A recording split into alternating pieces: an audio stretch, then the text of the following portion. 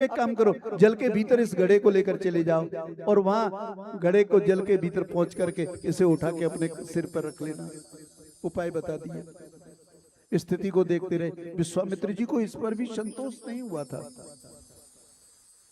एक बहुत बड़ी कठिन परीक्षा ले डाली कि हरिश्चंद्र कितना त्यागी है, कितना सत्यवादी है, कितना दानी है। ब्राह्मण ने कहा, रोहित से कहा, बेटा तुम मेरे भगवान के पुष्प की सेवा करते थे, पुष्प लेकर के आते थे, बगीचे से अभी तक नहीं आया। तो पहुंच गए रोहित फूल उतारने के लिए। जैसे ही पेड़ पर हाथ बढ़ाया अपना, तो विश्वामित्र रूपी सर्प ने रोहित को डस लिया और विष का जहर पूरे शरीर में फैल गया, प्राणांत हो गया। महारानी को पता चला, दौड़ करके गई महारानी। महारानी ने देखा ये क्या अनर्थ हो गया। अपने बेटे को लेकर के स्मशान घाट में पहुंचती हैं और राजा हरिश्चंद्र ने देखा तो सन्ने रह गए। बोले ये क्या हो गया, हा देवी ये क्या देख रहा हूं मैं। लेकिन वो तो चांडाल के यहाँ पर थे, सेवा कार्य था उनका। बोले कहा मैं इस बालक का अंतिम संस्कार करने आई हूँ। बोले मैं जब तक इस बालक का अंतिम संस्कार नहीं होने दूंगा, जब तक कि तुम इसका कफन नहीं चुकाओगी। रानी ने कहा मेरे पास तो कफन के लिए कुछ है ही नहीं, मैं कहां से ला कर दूं। राजा ने कहा तो मैं इसका अंतिम संस्कार नहीं होने दूंगा। महाराज दोनों पति पत्नी में वाद विवाद चलता रहा। अंत में महारानी सैब्या को क्रोध आया, अपने शरीर के वस्त्र का आधा हिस्सा करके और बेटे के ऊपर डाल दिया। बोले कहा उठाओ कफन, आप ले जाइए इसको, अब मैं मेरे बेटे का अंतिम संस्कार कर लूंगी। महारानी ने बेटे का अंतिम संस्कार किया, महाराज के सामने किया। लेकिन विश्वामित्र जी को उससे संतोष नहीं हुआ, तो बहुत कठिन परीक्षा ले ली। उस बालक को निकाला चिता में से और रानी के पास छोड़ दिया। सवेरे हंगामा, राजा के यहाँ पहुंचवा दिया समाचार। बोले बच्चों का भक्षण करने वाली एक डाकनी आ चुकी है नगर में, देख लो जाकर के। देखा तो वहां प्रत्येक प्रमाण मिला। बड़ा विवाद हुआ। चांडाल को बुलाया, उससे कहा इस स्त्री को प्राण दंड दे दो, इसने बालक की हत्या की है। महाराज हरिश्चंद्र ने जो देखा सैब्या को, बोले ये क्या हो गया, इतनी बड़ी कठिन परीक्षा। लेकिन अब धर्म का पालन करना है तो करना पड़ेगा। धर्म में इतनी बड़ी परीक्षा सत्यवादी हरिश्चंद्र ने दी है, उतनी बड़ी परीक्षा कोई दे नहीं पाया है। हाथ में खड़ग लेकर के रानी सैब्या का वध करने के लिए तैयारी कर दी। रानी ने कहा राजन आप जानते हो ये कौन है, इसे मैं आपके पास में लाई थी इसका अंतिम संस्कार करने के लिए। आपने कफन मांगा, मैंने दिया। ये सब लीला कैसे हुई मुझे नहीं पता है, मैंने इसकी कोई हत्या नहीं की है। राजा ने कहा मैं सब जानता हूँ, सब देख रहा हूँ, लेकिन मैं सेवक हूँ, आज्ञा का उल्लंघन नहीं कर सकता। महाराज ने खड़ग उठाया तो महाराज पीछे से आकर इंद्र ने उस खड़ग को पकड़ लिया। बोले तुम्हारी परीक्षा हो गई। सब देवता प्रकट हो गए। विश्वामित्र को वशिष्ठ से क्षमा मांगनी पड़ी और राजा हरिश्चंद्र का जो राज्य दिया लिया था वो दे दिया।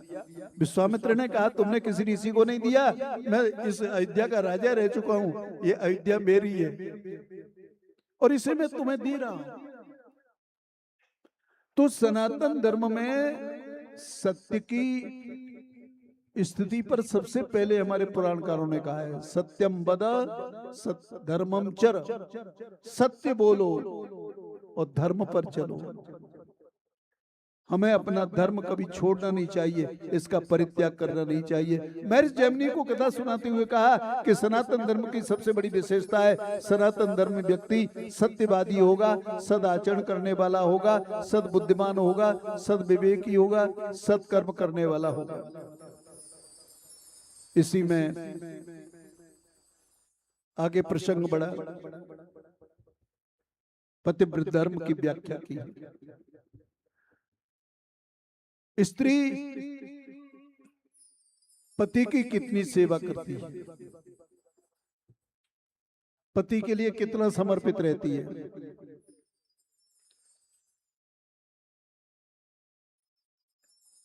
एक कौशिक नाम का ब्राह्मण, उसके शरीर पर कुष्ठ था।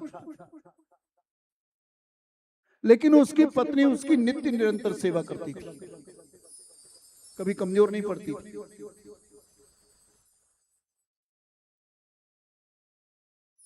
एक बार इसने एक नगर वधू को देख लिया, एक स्त्री को देख लिया, उसके सौंदर्य को देख करके मन ही मन विचार करता रहा और अपनी पत्नी से, उस ब्राह्मणी से कहा, देखो मैंने आज जाते हुए उस वैश्या को देखा, वो कितनी सुंदर है, कितनी दिव्य है, कितनी अद्भुत है, तुम्हें मुझे उसके पास लेकर चलना होगा। अपने धर्म से च्युत नहीं हुई, अपने पति की आज्ञा का उल्लंघन नहीं किया, आज्ञा को पालन किया। अपने कंधे पर बिठा करके उस ब्राह्मण को उसकी पत्नी लेकर के जा रही है। रात्रि का अंधेरा था, कहीं धूप और एक तरह से अंधकार भी था, बरसात भी थी। वो चली गई साथ में लेकर के। उनके राजा के पांव से मांडव्य ऋषि जो सूली पर चढ़े हुए थे, वो पांव उनकी सूली से टकरा गया। मांडव ऋषि को बहुत बड़ा भारी कष्ट हुआ, बहुत पीड़ा हुई और बड़े क्रोध में आ गए। जिसने इसे हिलाया है उससे मुझे कितनी पीड़ा हुई है, इसे मैं जानता हूं। सूर्योदय होते के साथ उसके प्राण निकल जाएंगे। जो पत्नी ने सुना, उस ब्राह्मणी ने सुना, तो ब्राह्मणी को बड़ा भारी विचार हो गया मन में, ये क्या श्राप दे दिया। अगर सूर्य का उदय हो जाएगा, सूर्योदय के साथ मेरे पति का प्राणांत हो जाएगा, तो मैं ऐसा कभी होने नहीं दूंगी। उस ब्राह्मणी ने कह दिया, सूर्य जब तक उदय नहीं होगा, अब सूर्य उदय नहीं होगा, क्योंकि सूर्य उदय होगा तो मेरे पति का प्राणांत हो जाएगा, मैं ऐसा कभी नहीं होने दूंगी। बड़े क्रोध में आ गई, उसको सूर्य को उदय होने से रोक दिया। एक दिन बीता, 2 दिन बीते, 10 दिन बीते, 20 दिन बीते। देवता और दैत्य सबके सब बड़े परेशान। सूर्य अस्त नहीं हो रहा है, अंधेरा ही अंधेरा छा रहा है, अंधकार है चारों तरफ। पता चला कौशिकी की पत्नी ने ये सब कार्य किया है, क्योंकि वो सूर्य उदय होगा तो उसके पति का प्राणांत हो जाएगा। तो सबके सब देवता एकत्रित होकर के अत्रि पत्नी अनसुईया के पास में पहुंचे। अनसुईया से प्रार्थना की, आप बहुत कुछ कर सकती हैं, आप क्या नहीं कर सकती, कैसे भी करके इस ब्राह्मणी को बनाओ।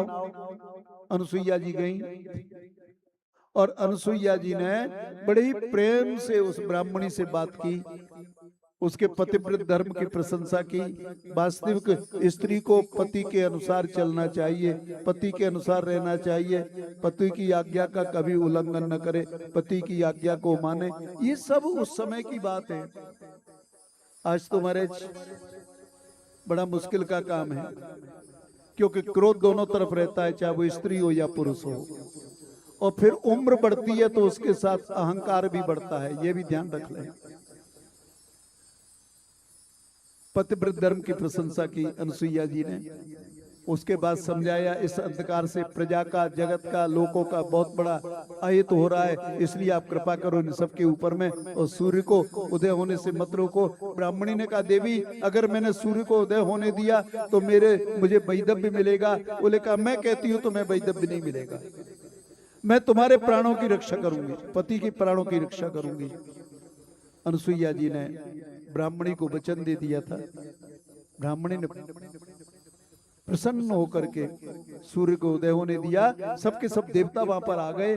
ब्राह्मण का सुंदर हृष्टपुष्ट शरीर हो गया, निरोग हो गए ब्राह्मण, और बड़े प्रेम पूर्वक जो है उसे दिया। बोलिए गोपाल कृष्ण भगवान की। इस तरह से अनसुईया के घर में तीनों देवताओं ने अंशावतार लिया। अनसुईया जी के यहाँ भगवान नारायण के अंश से स्वयं दत्तात्रेय जी,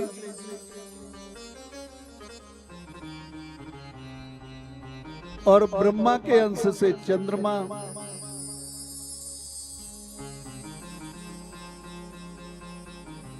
और शंकर के अंश से दुर्वासा पैदा हुए। अनसुईया जी के 3 बेटे पैदा हुए। अनसुईया कौशिकी के इस प्रसंग को सामने रखा। ये मार्कंडेय पुराण में, मार्कंडेय पुराण की एक सबसे बड़ी बात यह है, आप हम जिसका बड़ा सम्मान करते हैं, आदर करते हैं, और वो है माँ दुर्गा की उपासना। मैंने आपसे कहा मुझे दो पुराण मिले हैं, एक मार्कंडे और दूसरा नारद। मुझे दोनों का ही परिचय देने के लिए अवसर दिया। मार्कंडे पुराण ये शक्ति की उपासना है। शक्ति माने देवी। शक्ति के बिना शक्तिमान कोई काम नहीं कर सकता। कभी भी अनुभव करके देख लो, शक्ति के बिना शक्तिमान कोई काम नहीं कर सकता। शक्ति है तो शक्तिमान है। शक्तिमान की शक्ति या शक्ति का शक्तिमान, श्री की लक्ष्मी के नारायण, गौरी के शंकर, कृष्ण राधा के कृष्ण, ये सब शक्तिमान और शक्ति का प्रभाव है। तो नारद पुराण में जो वर्णन किया है ना भगवान नारायण की उपासना, नारद पुराण में 25,000 श्लोक हैं। 25, इसमें 207 अध्याय हैं। इसके दो भाग हैं, एक है पूर्व भाग और दूसरा है उत्तर भाग। पूर्व भाग में 125 अध्याय है और उत्तर भाग में केवल 82 अध्याय है। पूर्व भाग में इतिहास का क्रम है और उत्तर भाग में भगवत उपासना, भगवत चर्चा का विस्तार किया गया है। तो उसी तरह से मार्कंडेय पुराण में शक्ति की उपासना, आपके हमारे घरों में हम हमेशा पाठ कराते हैं। दुर्गा पाठ जिसको कहते हैं, वो पाठ होता है किसका? दुर्गा सप्तशती का पाठ है। वो दुर्गा की निमित्त उनकी उपासना, प्रसन्नता, उनकी प्रसन्नता के लिए, उनकी प्रार्थना के लिए 700 श्लोकों का चयन किया। वो मार्कंडेय पुराण में मिलते हैं। इसमें 13 अध्याय हैं। अध्याय 1 से लेकर के 13वें अध्याय तक 700 श्लोक है। इसलिए दुर्गा सप्तशती होती है। शक्ति के बिना बताया ना, शक्तिमान कोई काम नहीं कर सकता। शक्ति है आप में तो बहुत कुछ आप कर सकोगे, अगर शक्ति नहीं है तो आप कुछ नहीं कर सकते। तो दुर्गा सप्तशती की उपासना, दुर्गा की उपासना कैसे की जाए, ये वैवस्वत मनमंत्र है अभी, लेकिन सावर्णिक मनमंत्र में ये क्रम बहुत चलेगा। आने वाला जो मनमंत्र है 8वां मनमंत्र, वो सावर्णिक मनमंत्र आएगा। तो भगवती दुर्गा ही हमारी स्वामिनी है। भगवती दुर्गा हमेशा सदैव जीव के ऊपर कृपा करती हैं। वो दुर्गा को लक्ष्मी भी कह सकते हो, दुर्गा को सीता भी कह सकते हो, दुर्गा को राधा भी कह सकते हो, रुक्मिणी भी कह सकते हो। दुर्गा के सभी नाम उस प्रकार से मिलते हैं, आप कभी भी देख सकते हो। तो शक्ति की उपासना का विवेचन मार्कंडेय पुराण में 130 अध्याय में किया है, केवल 9000 श्लोकों में। बोलिए गोपाल कृष्ण भगवान की जय।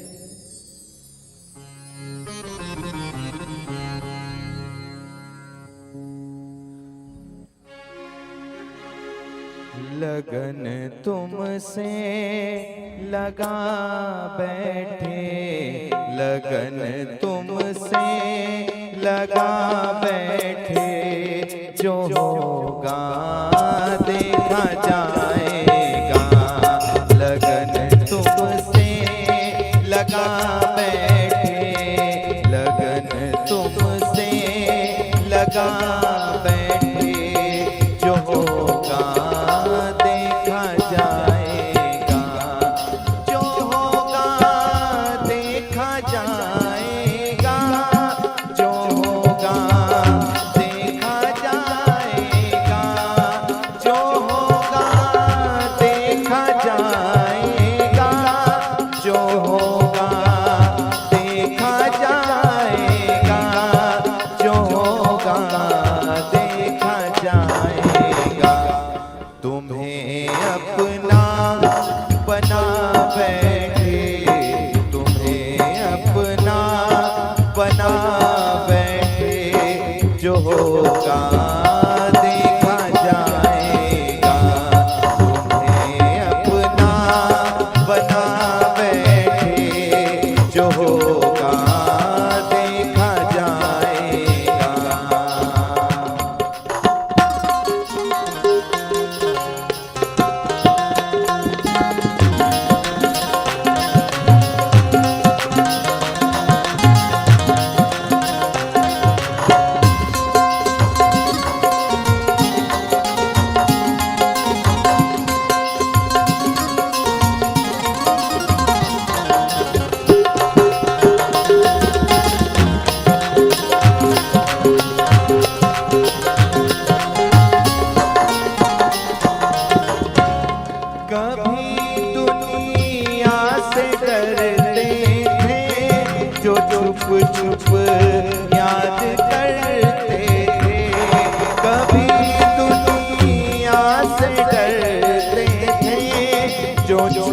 छुप याद करते थे, लो अब पर्दा हटा बैठे, लो अब पर्दा हटा बैठे, जो होगा देखा जाएगा, तुम्हें अपना बना बैठे, तुम्हें अपना बना बैठे, जो होगा देखा जाएगा, तुम्हें अपना बना बैठे, जो होगा देखा जाएगा।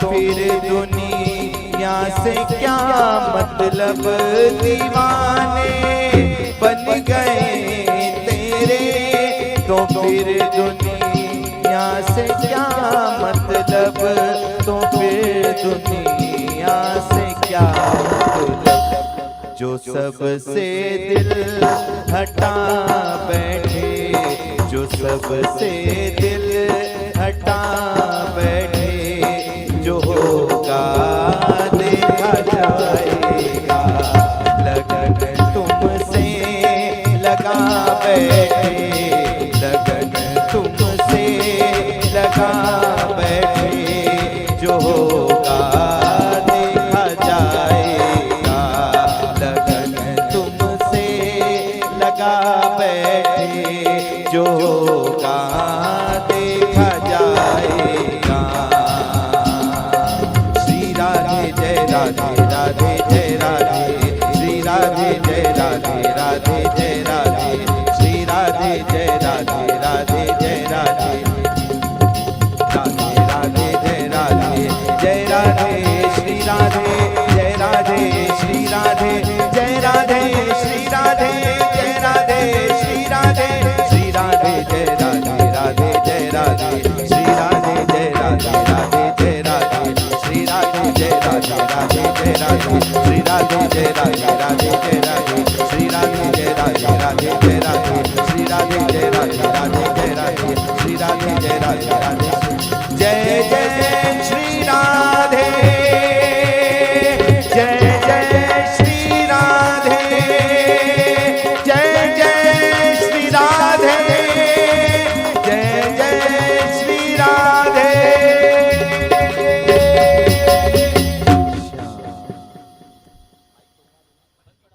भैया एक और एक माइक बंद है, साउंड वाले भैया माइक बंद है, वो और एक और चालू कर दो। श्री राधे।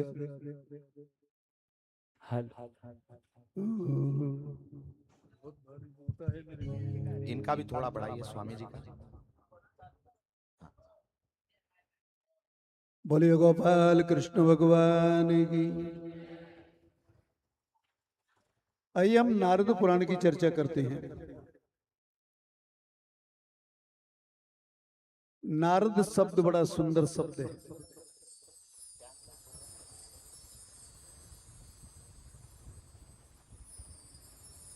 जीवन में जिस व्यक्ति ने नारद से संबंध बना लिया,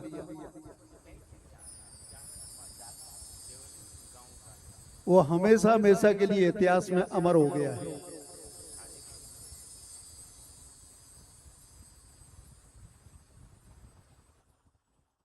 भक्ति ने एक बहुत अच्छी बात कही थी,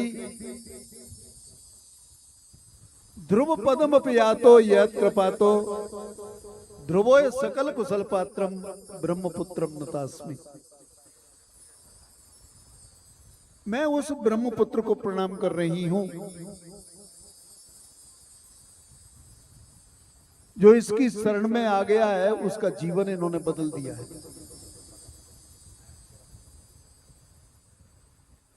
नारद जी केवल एक काम करते थे, सत्संग।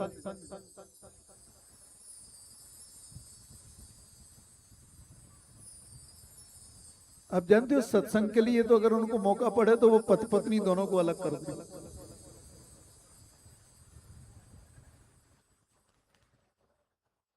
राजा महाराजाओं को तो लड़ाई देते थे, लेकिन अगर पति पत्नी हो दोनों के दोनों और दोनों को भजन में व्यवधान आ रहा है, बाधा आ रही है और उनके सत्संग को नहीं सुनना है तो उन दोनों को अलग कर दे। नारद, नार माने, नार किसे कहते हैं? नार कहते हैं ज्ञान के लिए। नारम ज्ञानम ददाति, जो ज्ञान देता है, शिक्षा देता है, उसे हम नारद कहते हैं। अपने जीवन में जितने भी उपदेश ग्रहण किए हैं देवर्षि नारद जी ने भगवान से ग्रहण किए। नारद पुराण में विष्णु की उपासना, राम की उपासना, कृष्ण की उपासना, रामकृष्ण का ध्यान, रामकृष्ण की लीलाएं, ये वैष्णव पुराण है। विष्णु पुराण से भी विशिष्ट माना जाता है नारद पुराण को। उसमें 25,000 श्लोक हैं। उन्होंने सत्संग की महिमा बताई नारद जी ने। वो देखो जीवन में सत्संग करो, सत्संग जहां भी मिल जाए वहां चले जाओ। सत्संग में किसी के बुलावे की प्रतीक्षा मत करो, किसी की शादी में प्रतीक्षा करो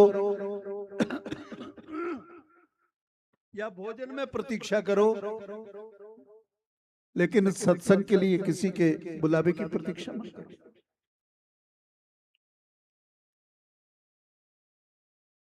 तो नारद जी ने हमेशा सत्संग की शिक्षा दी है।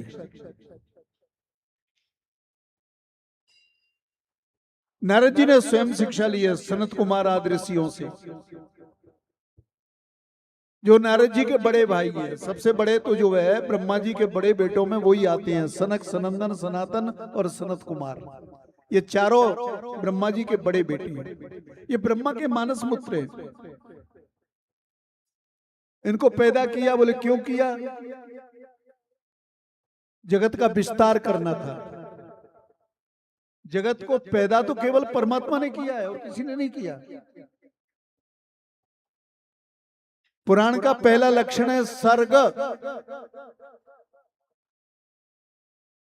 सर्ग माने उत्पत्ति, विसर्ग विनाश, वंश, ये तीसरा लक्षण है पुराण का। मनवंतर, ये चौथा लक्षण है पुराण का। और प्रिय राजाओं का, भागवत भक्तों का, उनका चरित्र, ये 5 चीजें पुराणों में पाई जाती हैं। ये 5 वस्तुएं जहां एकत्रित होती है वो पुराण बन जाता है।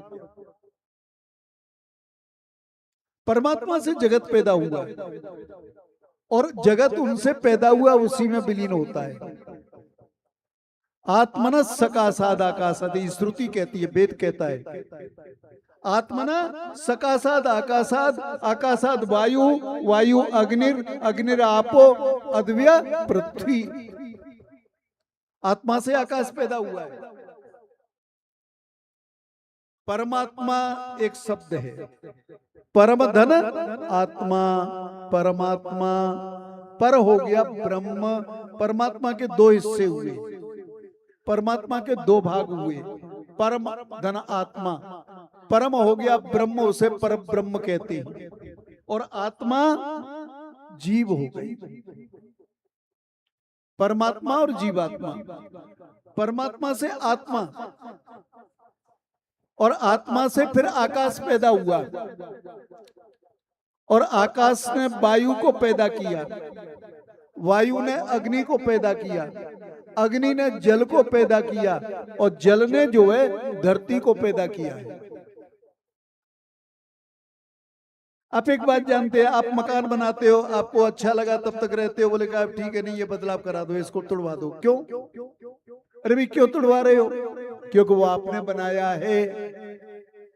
जो जिसको बनाता है वही उसको नष्ट कर सकता है, जो जिसको बनाता है। बोले धरती का क्या होगा? बोले धरती न फटेगी, न गिरेगी, न कुछ नहीं होगा। धरती जो है केवल डूबेगी। बोले धरती कहाँ डूबेगी? जहां से ये पैदा हुई है। धरती किससे पैदा हुई? जल से। धरती जल में समा जाएगी। बोले जल कहाँ चाहिए? धरती जब जल में समाती है तब होता है प्रलय। उस समय पर भगवान मत्स्य का अवतार लेते हैं और मत्स्य अवतार लेकर के मनु को प्रार्थना करते हैं कि अब प्रलय की स्थिति है। भागवत में आया भी है उसमें। मनु सूर्य को अर्घ दे रहे थे, उनके हाथ में अंजलि में जल, एक मछली आ गई थी, वो छोटी थी, वो गिराने लगे जल को उसमें। तो मछली ने कहा मुझे छोड़ो मती, मैं छोटी हूँ, ये सब जीव मेरा विनाश कर देंगे। अपने कमंडल में रखा, घर पे लाए तो और बड़ी हो गई, बड़े बर्तन में रखा उसमें और बड़ी हो गई। उसके बाद विशाल का शरीर हुआ तो उसे समुद्र में छोड़ दिया गया। उसने कहा राजन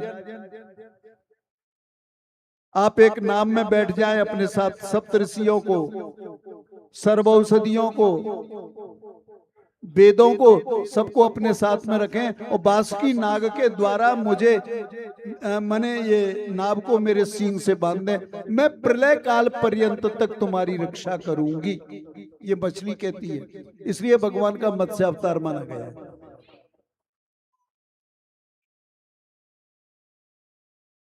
धरती जल में डूबती है तो प्रलय है, लेकिन जल अगर अग्नि में समा जाए तो यह महाप्रलय की तैयारी है।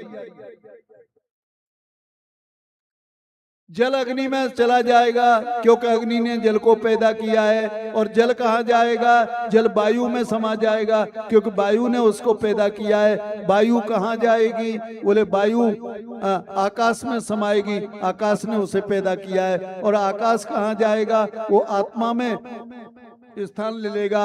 आत्मा कहाँ जाएगी? आत्मा परमात्मा में समा जाएगी, तब वो परमात्मा पूरा बन जाएगा। फिर पर ब्रह्म नहीं रहेगा, वो परमात्मा है। तो आत्मन सकाशाद आकाशात संभूत आकाशात वायु वायु अग्निरापो अद्वय पृथ्वी। उसके बाद ब्रह्मा का आविर्भाव हुआ। ब्रह्मा जी ने भगवान नारायण की नाभि से कमल और कमल से ब्रह्मा की उत्पत्ति हुई। ब्रह्मा सोचते रह गए कि मैं किसने पैदा किया हूं, वो जान नहीं पाए थे। उन्हीं ब्रह्मा को आज्ञा दी सृष्टि के लिए, तो मानस पुत्र पैदा हुए, सनक, सनंदन, सनातन और सनत कुमार। ये दुनिया, ये संसार कोई स्त्री से पैदा नहीं हुआ है। जगत स्त्री से पैदा नहीं हुआ है, माफ करना। स्त्री ने तो उसका विस्तार किया है, उसे बढ़ाया है, पैदा नहीं किया है। पैदा तो परमात्मा ने किया है, ईश्वर ने किया है, भगवान ने किया है। मैंने आपको बताया ना, आत्मन सकाशाद आकाशात संभूत, ये वेद कहता है, पुराण की बात नहीं है। संभूत आकाशात वायु वायु अग्निरापो अद्वय पृथ्वी। तो ब्रह्मा जी ने 4 बेटे पहले पैदा किए। कहां से पैदा किए? अपने भ्रूर मध्य से, मानस पुत्र। उसके बाद फिर 12 बेटों को जन्म दिया। मरीचि, अत्रि, वशिष्ठ, पुलस्त, क्रतु, ये 12 बेटे पैदा किए।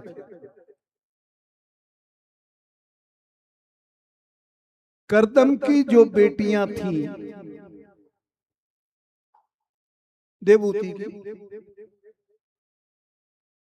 देवहूति की इन कन्याओं का विवाह जो है ब्रह्मा के बेटों के साथ हुआ था, मरीचि याद के साथ। उनसे फिर संसार आगे बढ़ा। नारद जी ने विवाह नहीं किया था। देवहूति की 9 कन्याएं, देवहूति कौन है? देवहूति है भक्ति। देवम आहूत, जो देव को पैदा कर दे, जो ईश्वर को पैदा कर दे, जो परमात्मा को प्रकट कर दे, उसको कहते हैं देवहूति। देवम आहूत इतिस्ते देवहूति। वो भगवान को पैदा करने की क्षमता किसमें? बोले भक्ति। बोले भक्ति के कितनी बेटी हैं? भक्ति के कितने भेद है? नवदा भगत कहूं तोय पाई, सावधान सुन धर्मन माई। कि प्रथम भक्ति संतन कर संगा, और दूसर रति मम कथा प्रसंगा। श्रवणम कीर्तनम स्मरणम पाद सेवनम अर्चनम वंदनम दास्य सख्य आत्मनिवेदनम। नवदा भक्ति है। 9 भक्तियां, 9 बेटियां देवहूति की ब्रह्मा के 9 बेटों के साथ, मरीचि अत्रि आदि के साथ में इनका विवाह हुआ है। उनसे फिर संसार का विस्तार हुआ। तब मनु ने ब्रह्मा जी ने अपने शरीर के 2 हिस्सों से, राइट और लेफ्ट, राइट से मनु को पैदा किया और बाएं हाथ से, बाएं भाग से शत्रुपा को पैदा किया। मनु माने मन। मनु किसको कहती है? मन को कहती है। और मन के कितने रूप हैं? 7 रूप है। सत माने 100। मन के अनेकों रूप हैं। अनेक रूप रूपाया विष्णवे प्रभो विष्णवे। एक रूप नहीं है, अनेक रूप है। तो इस तरह से धीरे धीरे सृष्टि के क्रम का आरंभ हुआ। फिर उसमें राजाओं का आविर्भाव हुआ। मनु के तो 3 ही बेटियां थी ना, आकुति, देवहूति, प्रसूति। आकुति रुचि मुनि की पत्नी थी, देवहूति कर्दम की पत्नी थी, और प्रसूति दक्ष की पत्नी थी। और प्रसूति से बेटियां पैदा हुई सबकी सब। महाराज ये नारद जी ने सब करामात कर दी। नारद जी ने दक्ष के यहाँ एक बेटा नहीं रहने दिया।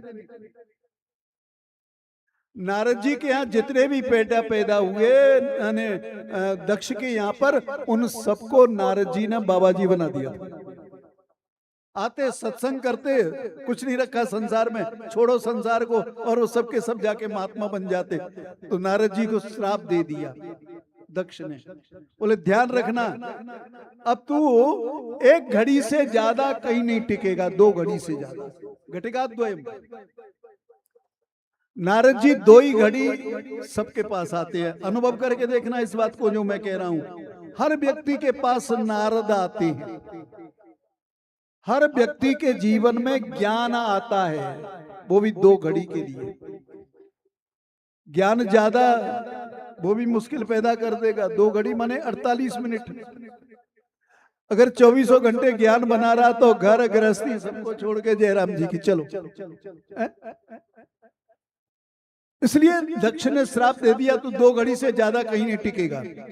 आज भी नारद जी हर व्यक्ति के पास आते हैं। कहीं भी आप बैठ जाते हो, कोई न कोई व्यक्ति तो आपको अच्छी चर्चा, भगवान की चर्चा करने वाला, अच्छी नहीं भगवान की चर्चा, भगवत चर्चा करने वाला आपको मिल ही जाएगा, इसमें कोई संदेह नहीं। तो उन्होंने फिर बेटियां ही पैदा की, सब बेटा पैदा नहीं किया दक्ष। पहले 16 कन्याओं का जन्म वर्णन मिलता है। एक जगह भागवत में ही आया 60 कन्याओं का वर्णन मिला है। महाभारत में मुझे 50 कन्याओं का वर्णन मिला। दक्ष की बेटियां, उनसे सारा संसार आगे बढ़ा। आकुति, देवहूति, प्रसूति, ये मनु की संतान है। 3 मनु के 2 बेटे हैं, प्रियव्रत और उत्तानपाद। यहाँ से राजाओं की वंशावलियां सब चली हैं। तब ये सूर्य वंश चला और चंद्र वंश चला। इस सूर्य वंश में महाराज इक्ष्वाकु हुए हैं, उसी वंश में राजा सगर हुए थे। सुबाहु की 2 पत्नियां थी। राजा को अपना राज्य छोड़ना पड़ा। दोनों पत्नियां लेकिन परस्पर में एक एक की विरोधी थी। छोटी पत्नी को गर्भ की प्राप्ति हो गई, राजा को उनके शत्रुओं ने नष्ट कर दिया। बड़ी रानी को पता चला तो उसने अपनी सौत को राजा की रानी को जहर दे दिया था। रानी उससे मरी नहीं, उसके बेटा पैदा हुआ। बोले वो बेटा कौन पैदा हुआ? सगर। सगर, सगर माने जो जहर के साथ पैदा हुआ, इसलिए उसको सगर कहा है। सगर ने अपने पिता के बारे में अपनी मां से संपूर्ण वृत्तांत जाना, इसलिए सगर ने पहले शत्रुओं से युद्ध किया, उनको सबको पराजित किया, पिता की हत्या का बदला लिया। इस सगर के एक रानी से असमंजस और एक रानी से 60,000 बेटा पैदा हुआ। राजा सगर ने यज्ञ किया था बहुत बड़ा, अश्वमेध। पहले अश्वमेध यज्ञ राजा लोग करते थे, और अश्वमेध यज्ञ के लिए वो घोड़ा छोड़ते थे, अश्व छोड़ते थे। वो घोड़ा धरती पर चारों तरफ राजाओं को दिग्विजय करता था, सबको जीतता था। जो राजा घोड़े को पकड़ लेता उसे वो राजा युद्ध में उसे जीतता था। अश्वमेध। अश्वमेध यज्ञ का वर्णन त्रेता तक तो मिलता है, द्वापर में अश्वमेध का यज्ञ का वर्णन नहीं। राजसु यज्ञ किए जाते थे द्वापर में, अश्वमेध नहीं होता। कारण क्या था? पहले अश्वमेध यज्ञ में जिस घोड़े को ये सब कुछ मिलती थी दिग्विजय, उस घोड़े को ब्राह्मण लोग हवन कुंड में होम देते थे, उसका मेद कर देते। अश्व माने घोड़ा, मेद माने उसका काट करके डाल देते कुंड में। उसके बाद ऐसा नहीं है कि वो मार दिया उन्होंने, मर गया, फिर ब्राह्मण अपना हाथ आगे बढ़ाते और वो घोड़ा हवन कुंड से अपना एक पांव आगे बढ़ाता और आचार्य के हाथ के ऊपर रखता था। उस अश्व को जैसा का जैसा हवन कुंड से बाहर बुलाते थे। लेकिन त्रेता के बाद ये सब होना असंभव हो गया ब्राह्मणों से, ये सब नहीं हो पा रहा था, इसलिए अश्वमेध बंद हो गए। उसकी हत्या नहीं करते थे, इसलिए करते थे ऐसा, हवन कुंड में पहुंचाते थे उसको कि इसके ऊपर कोई बैठे नहीं, कोई सवारी न करे, कोई दूसरे है किसी की ये सवारी न बन जाए इसके ऊपर बैठ करके, इसलिए उसको ऐसा करते थे वो। अब वो क्षमता ब्राह्मणों की समाप्त हो गई। पहले यज्ञ में बहुत बड़ी क्षमताएं थी, भगवत गीता में आया ना, अन्नाद भवन्ति भूतानि पर्जन्य धन संभव यज्ञाद भवत पर्जन्य यज्ञ कर्म समुद्भव। यज्ञ तो होना ही चाहिए, यज्ञ तो करना ही चाहिए, यज्ञ के बिना जीवन नहीं चलता। लेकिन यज्ञ की विधि भी होना बहुत जरूरी होता है, उसकी वैदिकता का प्रभाव होना ही चाहिए। यज्ञ जो होता है वेद मंत्रों से होता है, और मंत्र में शक्ति होती है। इसमें नारद पुराण में मंत्रों का बहुत बड़ा विस्तार बड़ा वर्णन। मंत्र मनम त्रायते, जो तुम्हारे मन को बदल दे, जो तुम्हारे मन को शुद्ध कर दे, मन की व्यवस्था बता दे, वो ये मंत्र। और तंत्र क्या है? तंत्र माने टेक्निक, युक्ति। तंत्र जो है तनम त्रायते, जो तुम्हारे शरीर को सुधार दे, जो तुमको शरीर को सुधार दे, उसको तंत्र कहते हैं। दैवाधीनम जगत सर्व, दैवाधीनम जगत सर्वम मंत्राधीनम च देवता। ये संसार ईश्वर के अधीन है, और ईश्वर किसके अधीन है? मंत्र के अधीन है, और वो मंत्र ब्राह्मण के अधीन है, इसलिए ब्राह्मण प्रिय देवता। लेकिन अब तो कहना बेकार है भाई, मैं अब नहीं कहता। ब्राह्मण अपनी जगह पर है, जो है वो रहेगा। किसी के विरोध करने से, किसी की निंदा करने से ब्राह्मण का कोई कुछ बिगाड़ नहीं सकता, और ब्राह्मण कभी बिगड़ नहीं सकता, ये भी मैं बता दूं।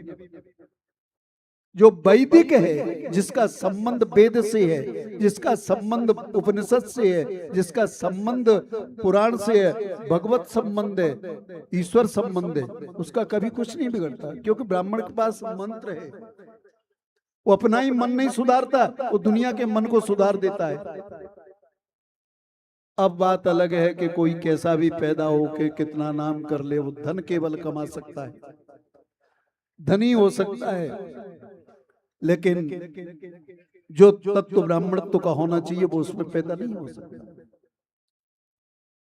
ब्राह्मण मंत्र के ही अधीन है, ब्राह्मण के अधीन ही मंत्र है। मंत्र वही करेगा जो ब्राह्मण कहेगा। दैवाधीनम जगत सर्वम मंत्राधीनम च देवता ते मंत्रा ब्राह्मणाधीनम ब्राह्मण प्रिय देवता। अब ब्राह्मण कैसा हो, किस प्रकार का हो, ये तो सब आपको पुराणों से पढ़ने से पता चलेगा। पुराण में यही तो बताया है, वर्ण व्यवस्था के साथ साथ में आश्रमीय व्यवस्था कैसी हो।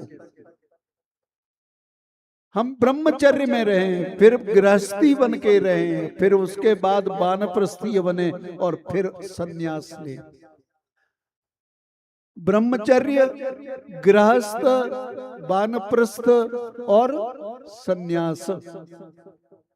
इसका उदाहरण श्रीमद् भागवत के उसमें देखोगे तो बहुत अच्छा मिलता है। भगवान श्री कृष्ण ने उसी का विधिवत पालन किया है। ब्रह्मचारी क्या करे, बोले ब्रह्मचारी गुरुकुले बसन। ब्रह्मचारी को कभी अपने माँ बाप के घर में नहीं रहना चाहिए।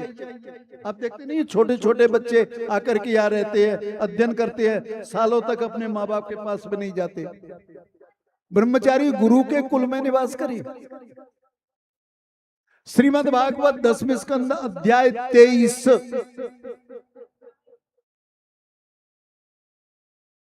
23वें अध्याय में वर्णन है ब्राह्मणों का।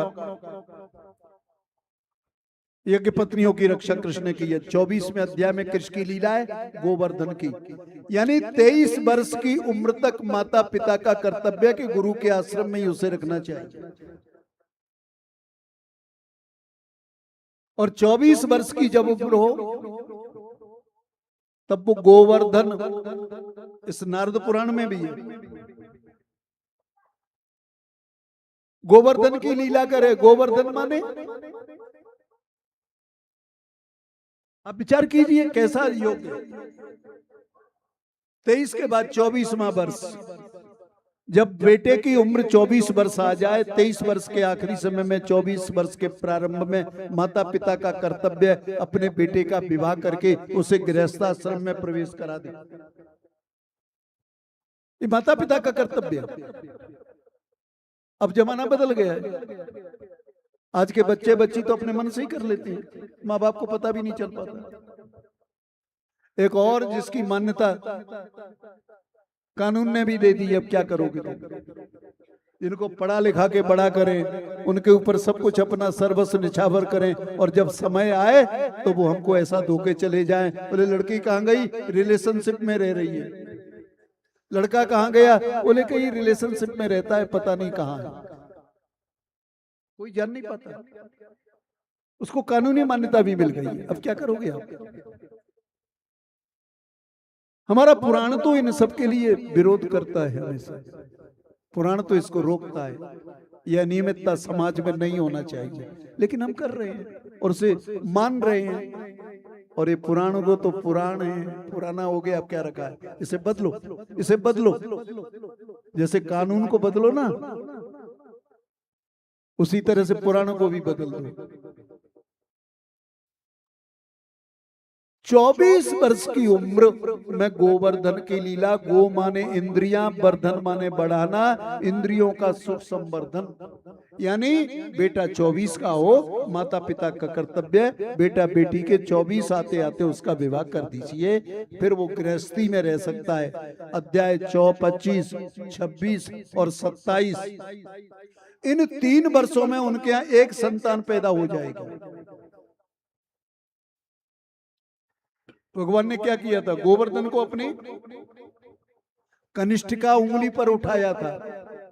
कनिष्ठिका सबसे छोटी उंगली, भगवान ने कहा कि आप अपने जीवन में वासना के इतने पुजारी मत बनो कि जो तुम वासना पर अधिकार न कर पाओ, जो काम पर अधिकार न कर पाओ, संसार पर अधिकार न कर पाओ। अरे भाई, कैसा भी बड़ा बेग क्यों न हो वासना का, लेकिन इतनी मजबूती रखो उतने बड़े बेग को अपने सबसे शरीर के छोटे अंग पर भी रख करके निकाल सकते हो। गोवर्धन पर्वत को धारण किया था कि नहीं किया था? ऐसे ही नहीं है। परिणाम क्या हुआ? इंद्र पराजित हुआ। इंद्रियों का स्वामी कौन है? इंद्र ही तो है। इंद्र को पराजित होना पड़ा। इंद्र क्या करता है? इंद्र की एक खासियत है, अगर आप पूजा पाठ करोगे ना, भगवान में ज्यादा मन लगाओगे और ज्यादा कुछ करोगे, और कहीं कोई महात्मा, कोई तपस्वी तपस्या करने बैठ जाए, कोई राजा, कोई व्यक्ति, तो इंद्र क्या करेगा? इसकी तपस्या में विघ्न पैदा करो। बोले क्यों करो? बोले अगर इसकी तपस्या सफल हो गई तो सबसे पहले कहां अटैक करेगा? मेरा सिंहासन छीनेगा। ये राजनीति है। ये राजनीतिक विवाद आज से नहीं है, अनादिकाल से है। इंद्र को डर लगता है। इंद्र नहीं चाहता कि कोई भी मेरे सिंहासन को छीने। एक ऐसा हो चुका है, एक बार इंद्र को सिंहासन छोड़ना पड़ा था, तो उस समय पर धरती का एक राजा जो था ना, वो वहां का अधिकारी बन गया था। उसका इतना पुण्य था, इतना तेज था, इतना प्रभाव था इंद्र की अनुपस्थिति में, तो वो जो है बन गया। इसलिए इंद्र को डर लगता है। वो तपस्या में विघ्न पैदा करता है, व्यवधान पैदा करता है, लेकिन जो जीत लेता है इंद्रियों को, तो इंद्र भी पराजित हो जाता है। तब जाकर के क्या करे? 28वें अध्याय तक ये कथा है, 27वें अध्याय तक, 24, 25, 26, 27, 28वें अध्याय में एकादशी करे। एकादशी 28 वर्ष की उम्र से 10 इंद्रिय एक मन पर कब्जा करना शुरू करो, अपने अधिकार में करो, अपने प्रभाव में करो। वासना के लिए जीवन नहीं है, वासना का नित्य प्रति का खेल अपने जीवन में मत रखो, ये शास्त्र कहता है 28वें अध्याय में। तब 29वें अध्याय में किसका कथा आता है? रास का। रास रसानाम समूह इतिस्ते रासा। रस क्या है? बोले रसो वही सह, रस ब्रह्म है, रस ईश्वर है, रस परमात्मा है। रास है जीवात्मा परमात्मा का एकीकरण, जीव का परमात्मा के से मिलना। रास केवल नाचने गाने की लीला नहीं है ना, रास कोई ना रिझाने की लीला नहीं है। रास की अनुभूति करो ना, भगवान में अपना मन लगा करके देखो। जब संसार के मनुष्यों में जो क्षणिक प्रेम होता है, वो संसार की वासना को छोड़ने को तैयार नहीं है। अगर ये प्रेम भगवान में जुड़ जाए तो उससे बड़ी बात तो कोई हो ही नहीं सकती है। रास कोई साधारण शब्द नहीं है, रास को समझना बहुत मुश्किल का काम है। हमने तो उसे नाचने गाने की लीला मान लिया है और कुछ नहीं मानते हम उसको। रास जीवात्मा परमात्मा का एकीकरण है। जो जीव होता है भगवत भक्ति में उत्प्रोत होता है, वो क्या कहता है? मेरी लगी श्याम संग प्रीत के दुनिया क्या जाने। मेरी लगी श्याम संग प्रीत ये दुनिया क्या जाने। मेरी लगी श्याम संग प्रीत ये दुनिया क्या जाने। क्या जाने कोई क्या जाने, क्या जाने कोई क्या जाने, क्या जाने कोई क्या जाने, क्या जाने कोई क्या जाने। मेरी लगी हो मेरी लगी हो मेरी लगी श्याम संग प्रीत ये दुनिया क्या जाने। मेरी लगी श्याम संग प्रीत ये दुनिया क्या जाने।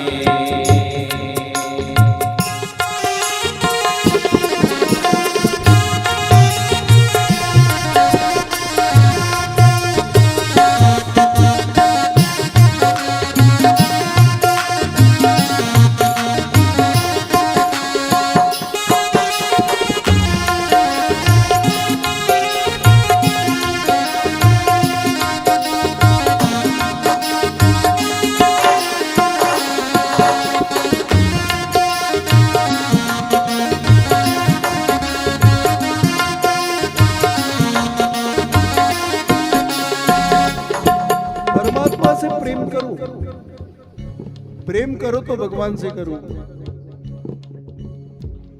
भक्तों की उदाहरण आप देख सकते हो, उनका चरित्र पढ़ सकते हो, जान सकते हो, समझ सकते हो। भगवान से प्रेम होना बड़ा मुश्किल का काम है। जगत संसार से प्रेम करोगे तो रोना पड़ेगा, ठोकरें खाई बहुत झूठे जगत के प्यार पर। आया हूं अब हे सीतापत तुम्हारे द्वार पर, तारो या न तारो ये तो तुम्हारे हाथ है, और घर न तारोगे तो बदनामी तुम्हारी नात है। अपने आप को भगवान के हवाले करो ना, परमात्मा संबंध जोड़ो। नारद पुराण में केवल भक्ति का स्वरूप है, पूरा का पूरा भक्ति से ओतप्रोत है। राजा सागर के वंश में इनके जो 60,000 बेटा हुए थे, इन्होंने कपिल का बहुत बड़ा अपराध किया था। कपिल ने इनको जला दिया था। असमंजस एक बेटा वो राजा बन गया था, लेकिन असमंजस का बेटा अंशुमान पितृसुरों को जान करके कपिल के आश्रम में गए और प्रार्थना की, मेरे भाइयों ने आपका अपराध किया, उनकी मुक्ति कैसे हो? तो बोले गंगा को धरती पर लाना पड़ेगा। और गंगा को धरती पर लाने का प्रयास अंशुमान के बेटा दिलीप ने किया। गंगा को धरती पर लाने की योजना अंशुमान के जमाने में बनी। आना कहां से था? सत्यलोक से। बोले गंगा कहां थी? बोले गंगा तो ब्रह्मा जी के कमंडल में थी। बोले क्यों थी? देवता और दैत्यों के अत्याचार से मां अदिति जरा दुखी हो गई थी, क्योंकि समस्त देवताओं की संपत्ति का अपहरण दैत्यों ने कर लिया। दैत्यों के उस समय राजा कौन थे? बलि, बड़े प्रभावशाली थे। लेकिन बलि की एक विशेषता थी, बलि अपने दादा की तरह भगवान नारायण की उपासना करते थे। भगवान नारायण को ही अपना सब कुछ मानते थे बलि। अदिति को पता चला अगर भगवान चाहे तो मेरे पुत्रों को सब कुछ दिला सकते हैं। उन्होंने तपस्या की। समय आने पर मैया अदिति ने एक बेटे को जन्म दिया जिसका नाम था वामन। वो वामन जी पहुंच गए थे राजा बलि के दरबार में। राजा बलि ने उनका बहुत बड़ा स्वागत सत्कार किया, सम्मान के साथ बिठाया और उनसे कहा आप कुछ भी मांग लो। बोले क्या दे सकते हो? बोले जो आप मांगोगे। बोले मुझे कुछ नहीं चाहिए राजन, अगर आप दे सकते हो तो मुझे केवल 3 पग पृथ्वी दे दो। राजा बलि को हंसी आई, 3 पग पृथ्वी में क्या होगा ब्राह्मण? आपके 3 पग पृथ्वी से कितनी जमीन आएगी? आपकी कुटिया भी नहीं बनेगी। भगवान ने कहा देखो मुझे और कुछ नहीं चाहिए, केवल 3 पग पृथ्वी दो। जो ध्यान से देखा शुक्राचार्य ने, उन्होंने कहा क्या करने जा रहे हो? जानते नहीं ये कौन है? लेकिन बलि ने कहा मैंने तो वचन दे दिया। और भगवान ने वही किया महाराज, 3 पग पृथ्वी में 3 लोगों को नाप लिया। बलि बड़ा प्रसन्न हुआ। बोले बड़ी महती कृपा की आपने मेरे ऊपर। अब जो है बलि को बंधना पड़ा। लोग कहते हैं बलि को इसलिए बांधा था भगवान ने कि उसकी दक्षिणा नहीं चुकाई थी संकल्प की। वो गलत बात है। भगवान ने बलि का बंधन जो बांधा ना, वो रक्षा का बंधन बांधा था। भगवान ने कहा तूने सर्वस्व अपना मुझे दे दिया, तो आज से तेरी रक्षा करने का उत्तरदायित्व मेरा है। मैं तुम्हारी रखवाली करूंगा और कोई नहीं कर पाएगा, इसलिए बंधन में बांधा। लेकिन बलि से बढ़ चढ़ करके तो बलि की पत्नी निकली। भगवान ने कहा बलि तो मुझसे कुछ मांगेगा नहीं, ये स्त्री है, कमजोर होती है, सुख सुविधाएं देख चुकी है, शायद ये कुछ मांग ले मुझसे। भगवान ने कहा विंध्यावली मांग लो। बोले क्या दे सकते हो? बोले जो तुम मांगो। बोले बताओ तो सही मुझे क्या मांग दे सकते हो? बोले चाहो तो 3 लोगों का राज्य वापस ले लो, चाहे वैकुंठ मांग लो, इंद्र के सिंहासन को मांग लो, जो तुम मांगोगी मैं दूंगा। कि मांगे ले राज त्यों पुर को, और मांगे ले तू वैकुंठ न सैनी। ओ इंद्रहु को इंद्रासन, मांगे ले सत्य रहे कि यही निज कहनी। के 16 श्रृंगार 12 आभूषण, यौवन वेश नई रजधानी। और 12 बार तो विष्णु कहें, तो मांगन होय सो मांगे ले रानी। जो तुम चाहो मैं तुम्हें देने को तैयार हूं। विंध्यावली ने कहा महाराज बहुत बड़े दानी हो, भगवान नारायण ने कहा सारे जगत के लोग मेरे आगे हाथ फैलाते हैं, मैं दुनिया को देता हूँ, सारे संसार को देता हूँ, सब मुझसे ही तो मांगते हैं। उन्होंने कहा नारायण इतना अहंकार मत करो। बोले इसमें अहंकार की क्या बात है, मुझसे सब मांगते और मैं देता हूं। बोले नहीं। तो सुनो नारायण, मैं बलि की पत्नी हूं, सारी दुनिया को देने वाला कभी किसी के आगे जाके हाथ नहीं फैलाता कि भिक्षाम दे। अगर आप सारे संसार के दाता हो तो नारायण इतना बता दो, आपने मेरे पति के आगे अपना हाथ फैला करके क्यों कहा भिक्षाम देही? भगवान नारायण ने उत्तर, विंध्यावली ने कहा हारे ले हारे दई धरणी, ये छोड़ दिया और फेरे न पाऊं धरो मगमाई। अब इस पे हम कदम नहीं रखेंगे, तो हमने दे दी। चकई न रहने जो त्याग दई, निज कंत को हेरत शत्रु की नाई।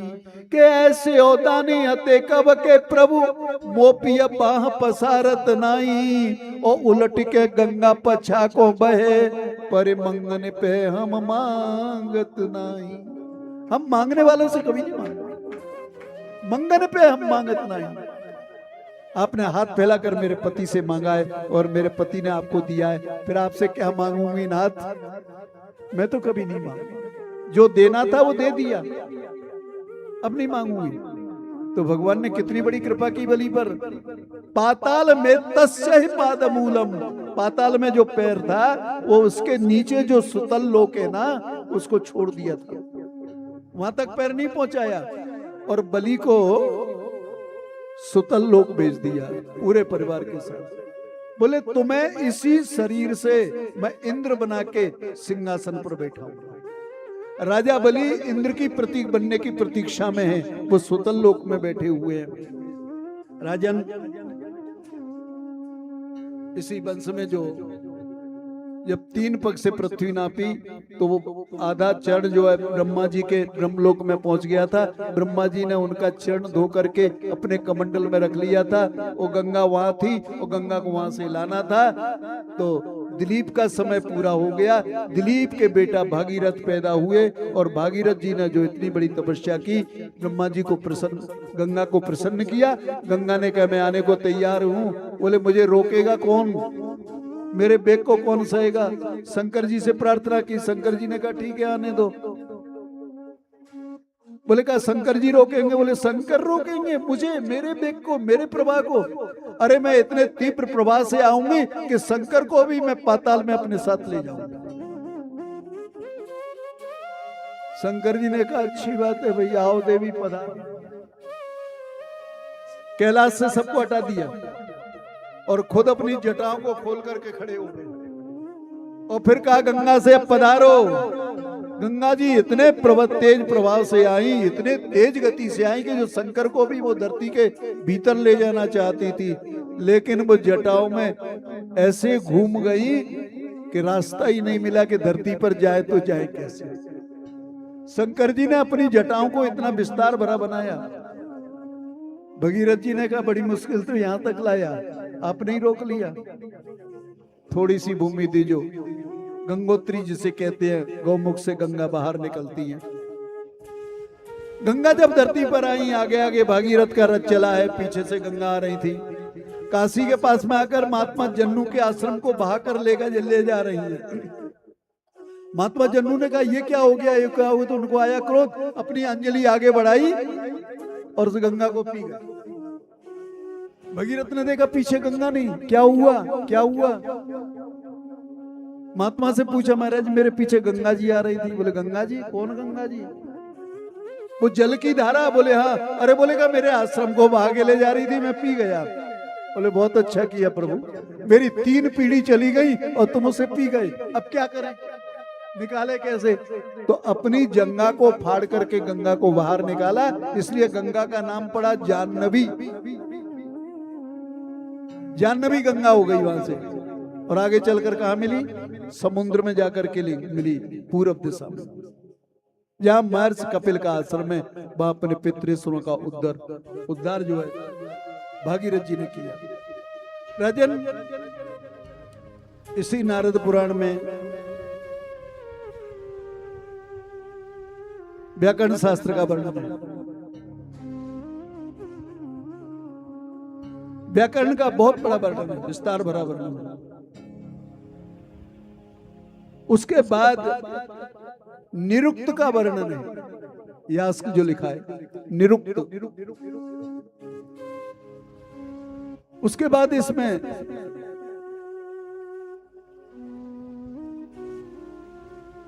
पूर्व पाद के दूसरे भाग में ज्योतिष का वर्णन है। ज्योतिष के 3 क्रम है। पहला सिद्धांत। बोले सिद्धांत में क्या है? सिद्धांत में केवल गणित है।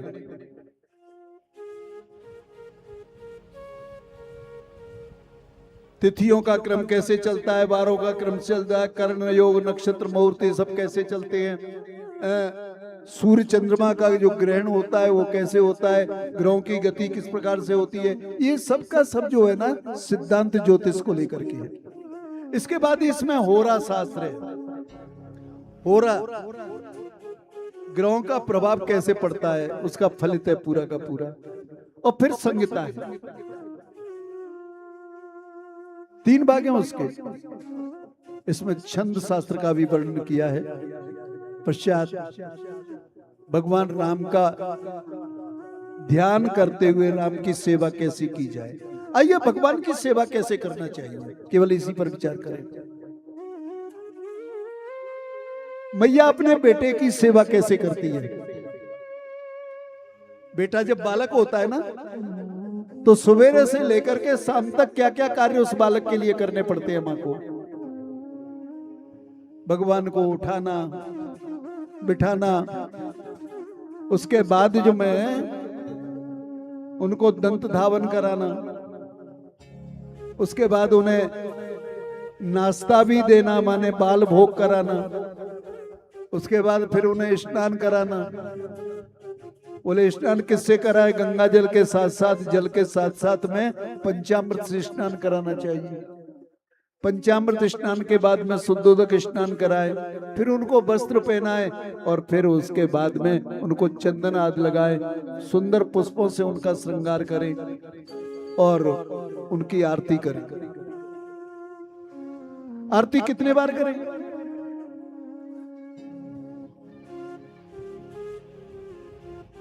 आदौ चतुष्पाद मुखमंडल ऐक्यम। पैरों में 4 बार आरती करें, फिर 1 आरती मुखमंडल की करें, फिर 3 आरती वक्ष की करें, फिर 7 आरतियां पूरी सर्वांग की करें, 14 बार आरती करें। 15, 16, 17 नहीं कि जब तक मन हुआ बोले अगरबत्ती जो वाले दीपक जल रहा है तब तक करते रहो, ऐसा नहीं होता। 4 बार जो है पैरों में आरती करना चाहिए और उसके बाद में 1 मुखमंडल की करे, 3 बार वक्षस्थल की करे और 7 बार सर्वांग की करे। इस तरह से भगवान की आरती करें। फिर उनको भोग लगाना चाहिए। दोपहर का भोग लगाए। जो रसोई घर में बनी हो पहले भगवान के पास में भेजो। पर ये ध्यान रखना उसमें लहसुन प्याज नहीं चलता। हाँ, आजकल तो मेरे बड़ी दशा नहीं दुर्दशा हो रही है कि हमको ये सब कहना बंद कर देना चाहिए। ऐसे भगवान के भक्त बन गए हैं कि अभी देख करके बहुत तकलीफ हुई थी। भगवान कृष्ण की मूर्ति को एक महिला ने भोग लगाया, जो आमिष का भोग लगाया। अरे भाई, भगवान तो सब पाते हैं, भगवान तो सब जानते हैं, भगवान तो सब करते हैं, अब क्या करें। कुछ लोग तो हमारे ग्रंथों में ऐसे उनको देख देख करके उसका उदाहरण देना शुरू करते हैं। उनको ये पता नहीं है ये सब का प्रयोग क्यों, कैसे, किस प्रकार से हुआ। इसलिए भगवान को शुद्ध सात्विक भोग लगाना चाहिए, ज्यादा कुछ नहीं। फिर मंत्र का जप करें। मंत्र जप। आपको फिर दिन भर का काम है, इतना समय नहीं दे सकते हैं, तो फिर क्या करें? बोले ज्यादा नहीं तो गुरु के द्वारा प्राप्त किए गए मंत्र को एक माला तो जपो रोज। मंत्र जो लेते हैं ना गुरु से, उस मंत्र का ही जप करना चाहिए। हमारी एक आदत और है, मेरा उद्देश्य ये मत मानना कि हम सब भगवान को हटा दें, ऐसा मत करो। भक्ति केवल एक की होती है, अनेकों की नहीं।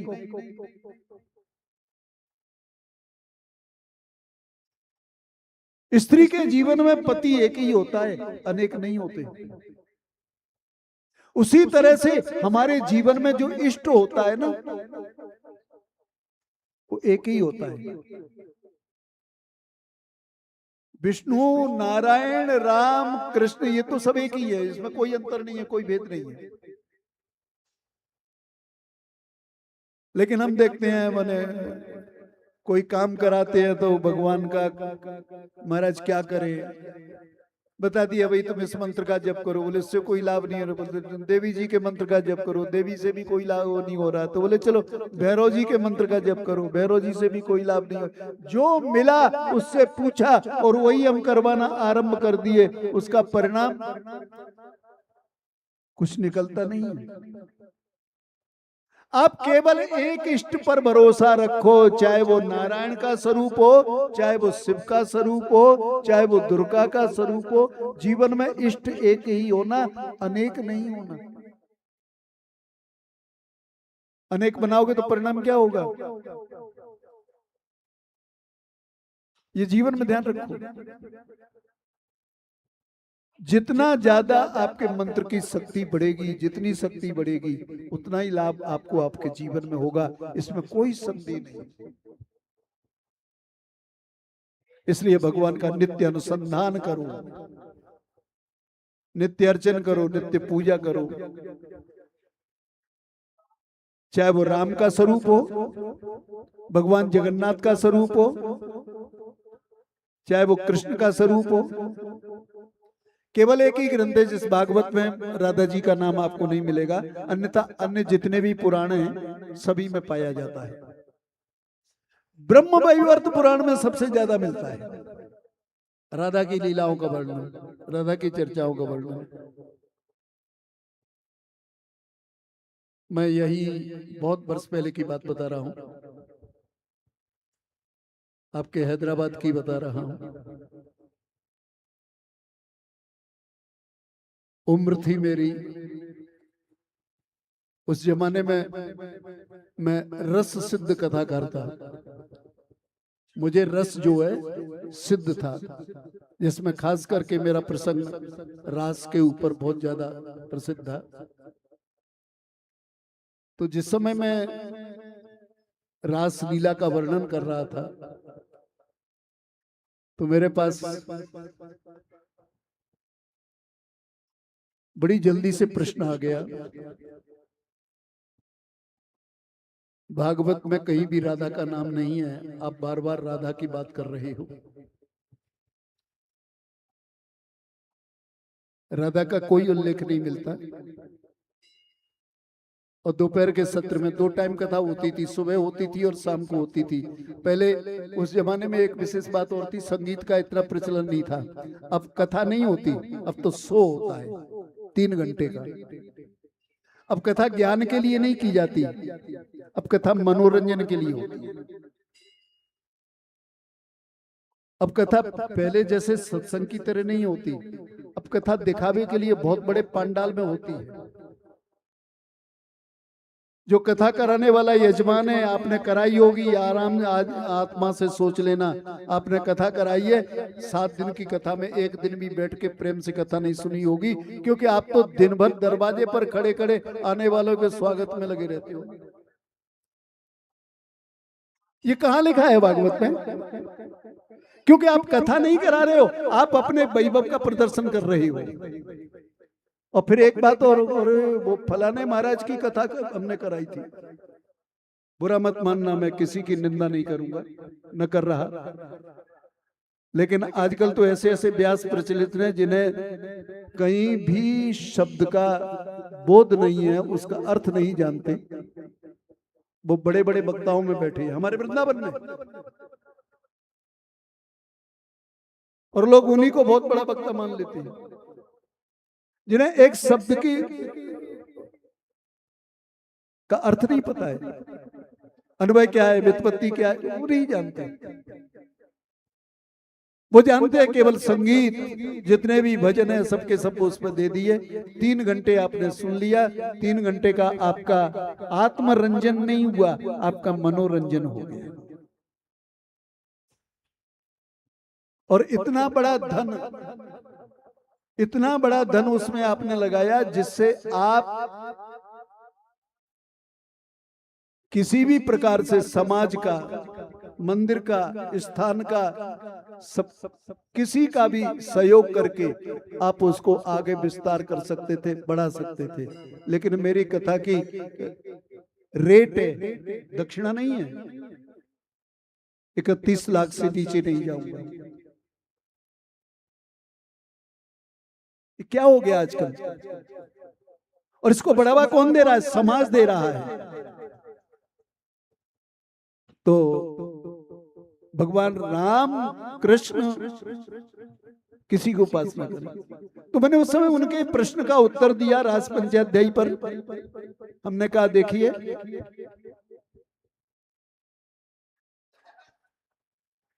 उत्तर भारत की राधा ये दक्षिण भारत की गोदाम्बा है।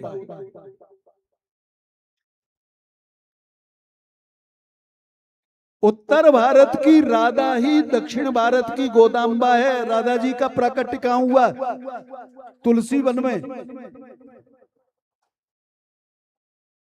बृषभान जी महाराज सवेरे वृंदावन को निकले, एक तुलसी के वृक्ष के नीचे एक कन्या उनको प्राप्त हुई, नवजात शिशु। चारों तरफ देखा, किसकी बेटी है, किसकी बेटी है, कोई ने स्वीकार नहीं किया। ले आए, अपनी पत्नी कीर्तिदा को दे दिया, कीर्तिदा रानी को।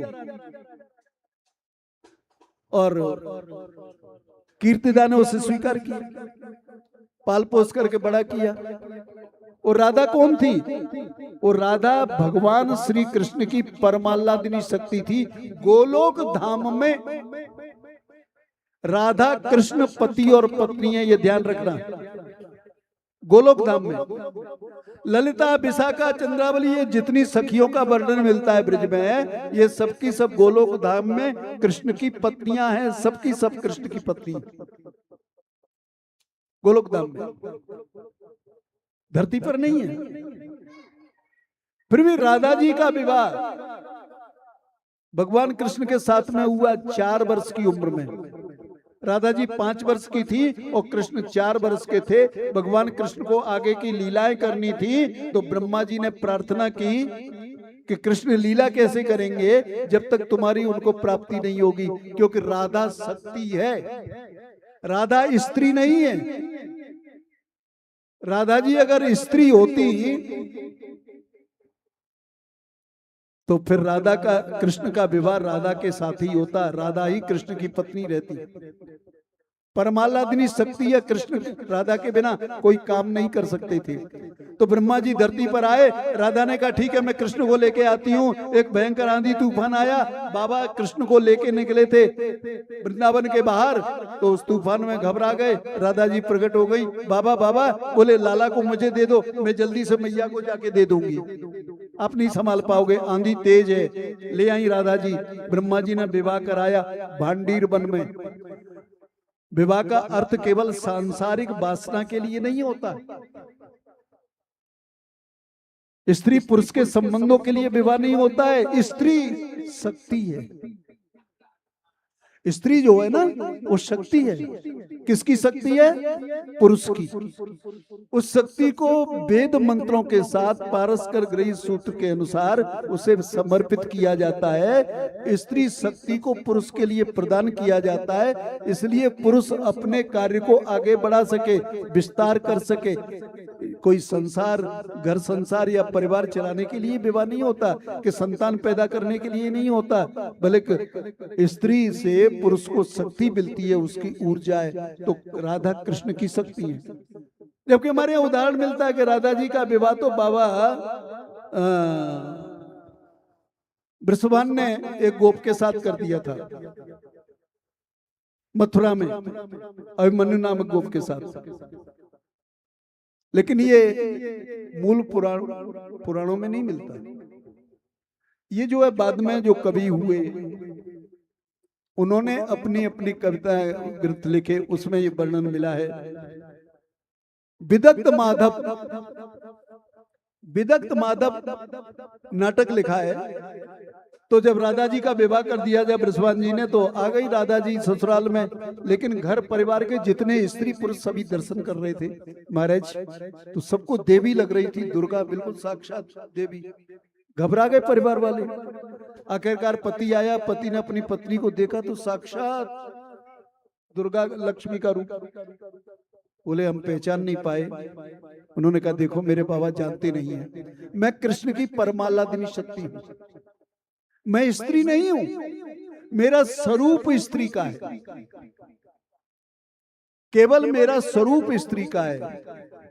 मैं कृष्ण की आह्लादिनी शक्ति हूं, मैं सांसारिक क्रिया नहीं कर सकती, संसार को जन्म नहीं दे सकती, संसार को चला नहीं सकती, मैं तो कृष्ण का सहयोग करने के लिए धरती पर आई हूं। आप मुझको वृंदावन छोड़ के आ जाओ, मेरी कृपा आपके ऊपर रहेगी, ऐसा वर्णन मिलता है। लेकिन पुराणों में ऐसा कोई वो नहीं है।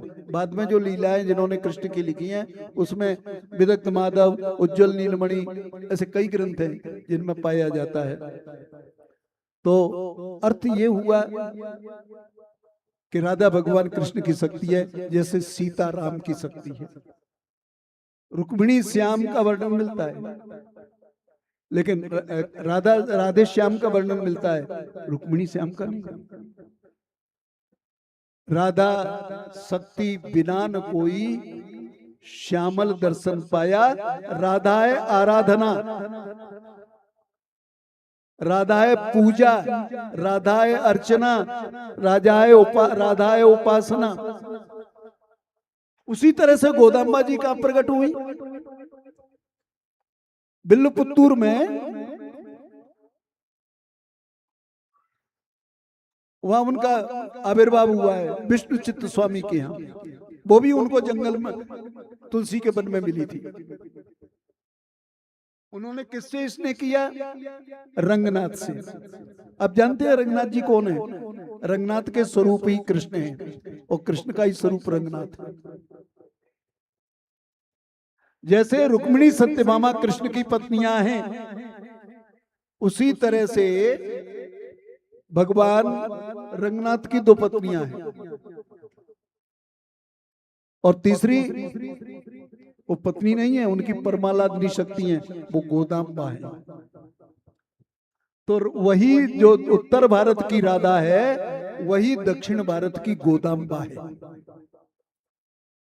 इस पर काफी बड़ा प्रसंग चल चुका है। तो हमें भगवत भक्ति करना चाहिए, हमें भक्ति करना चाहिए, हमें उपासना करना चाहिए, भगवान का नित्य चिंतन करना चाहिए। और एक बात और, अगर हमारे पास मंदिर नजदीक में है तो मैं स्नान पूजन के बाद भगवत दर्शन करने को मंदिर में भी आना चाहिए। भगवान का तीर्थ प्रसाद उसे ग्रहण करना चाहिए। भगवान का षटकोप चरण पादुका जो होती है ना, उनको भी अपने सिर पर धारण करना चाहिए। ये भगवत सेवा है, उपासना है। सेवा ही तो भक्ति है। अरे भज सेवायाम धातु से भक्ति शब्द बना है ना, तो ये भक्ति है। राम की भक्ति, कृष्ण की भक्ति। इसी नारद पुराण में राधा कृष्ण के 1000 नामों का उल्लेख है। नारद पुराण के उत्तर भाग में राधा कृष्ण का सहस्त्र नाम स्तोत्र दिया हुआ है। बहुत सुंदर है, बहुत अच्छा है। जैसे गोपाल सहस्त्र नाम है ना, वैसे ही राधा कृष्ण सहस्त्र नामावली। तो हमें भगवत उपासना करना बहुत जरूरी है। हमारे जितने भी पुराण हैं भगवत उपासना की बात करते हैं, जिसमें नारद पुराण में तो भक्ति सभी तरह से उसमें ओतप्रोत है। जो भी प्रसंग पढ़ोगे पूरी तरह से भक्ति का स्वरूप ही हम मिलेगा हमें। तो भक्ति अपने जीवन में होना बहुत जरूरी है। भक्ति दिखावे की नहीं हो, भक्ति पूरी अंतःकरण से हो, भक्ति भगवत सेवा के लिए हो, भक्ति समाज की सेवा के लिए हो। और अगर कहीं कोई विशेष काम आपका अटका हुआ है तो दुर्गा तो शक्ति है ही, लेकिन महाराज सबसे बढ़ चढ़ कर शक्ति है, वो है आंजनेय हनुमान जी। ये अनुभव करके देख लो आप कभी भी। वाल्मीकि रामायण के सुंदरकांड जिसमें 68 सर्गे, उसका नित्य एक पाठ हनुमान जी को सुनाया जाए। ये मंडल होता है 49 दिन का अनुष्ठान होता है। मेरा ये दावा है कि कैसा भी संकट हो, कैसी भी आपत्ति हो, कैसी भी विपत्ति हो, ये सब के सब जो है चले जाएंगे, रुकेंगे नहीं एक भी। कैसी भी परेशानी हो, करने वाला इतना मजबूत हो कि कम से कम मजबूती के साथ वो 7-8 घंटे तक बैठा रहे और बड़े प्रेम से पाठ कर सके। वाल्मीकि रामायण का सुंदरकांड बोले हम नहीं कर सकते, तो भाई तुलसी रामायण का सुंदरकांड कर लो, वो भी नहीं कर सकते, तो बोले कि हनुमान चालीसा पढ़ लो। बोले वो पढ़ने में नहीं आता, इतना हनुमान जी का है। अरे भाई कई बार प्रश्न आता है हमारे, स्त्रियों को हनुमान जी का पाठ करना चाहिए कि नहीं करना चाहिए, स्त्रियों को हनुमान जी को छूना चाहिए कि नहीं छूना चाहिए। ये व्यर्थ की कल्पना है। लिखा कहीं नहीं है कि मत छुओ, मत जो पूजन करो। भगवत अर्चन करना कोई बुरा नहीं है, अपराध नहीं है, वो तो भगवत सेवा कर रहे हो आप। कहाँ कहाँ हम लोग जोड़ते हैं। तो हमें प्रेम पूर्वक हनुमान जी की उपासना करना चाहिए। और अगर धन की उपलब्धि करना है तो पुराणों में सर्वश्रेष्ठ श्रीमद् भागवत का 8वें स्कंद, 8वें स्कंद का 8वां अध्याय, 8वें अध्याय का 8वां श्लोक, रमा भगवत तत्परा रंजयंती दिशकांत्यम विद्वत सौदामिनी यथा। यहां से पाठ को आरंभ करें और पूरे 24 अध्याय का पाठ 8वें स्कंद के 8वें अध्याय के 7वें श्लोक पर जाकर पूरा करें। मैं दावा करता हूं 24 पाठ पहले करें, एक मंडल नहीं करना पड़ता, थोड़ा इसके लिए मेहनत ज्यादा करनी पड़ेगी, तभी लक्ष्मी की बरसात होगी, इसमें कोई संदेह नहीं है। अगर वो 8वें स्कंद का पाठ इस मंत्र से संपुटित कर दे या श्री सूक्त के मंत्र से ताम आवाजात वेदो लक्ष्मी मनमगामिनी यश्याम मिरण्य विंदेयम गामस्व पुरगानहम, इस मंत्र से संपुटित करके उसका अनुष्ठान किया जाए तो मैं दावे से कहता हूं, यहां से अपनी मर्जी से नहीं कह रहा, पढ़ करके अनुभव से बोल रहा हूं, लक्ष्मी की कमी नहीं रहेगी, काम रुकेगा नहीं, बिगड़ेगा नहीं। इसका अर्थ ये नहीं है कि आपके यहाँ बरसात हो जाएगी।